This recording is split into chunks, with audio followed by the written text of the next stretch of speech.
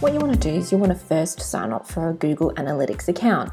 So if you haven't already done so, go ahead and do that now.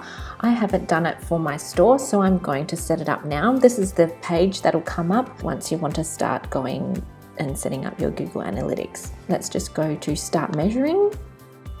And here is where you will enter and create your account. I'll go ahead and do that now, and I'll see you when it's all set up. Okay, now that we've got our account all set up, what you want to do is you actually want to copy the tracking ID code, which is just this code here. So just copy all of that, Command C to copy. And then we'll go back to our Shopify dashboard.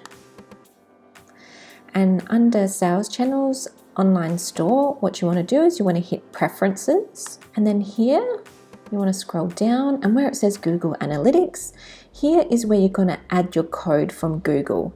So just paste in your code there and then hit Save. And there we go. It's as easy as that. Now, over the next 24 to 72 hours, Google's actually going to collect information.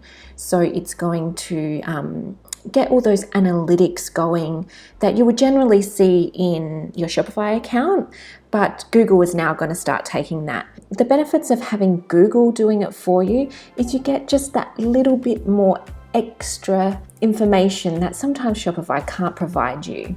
So over the next few days, just head back to your Google Analytics account, and then here you can check out all the different functions and have a play around with what analytics are available. And so there you go. It's as easy as that to set up your Google Analytics on your Shopify account.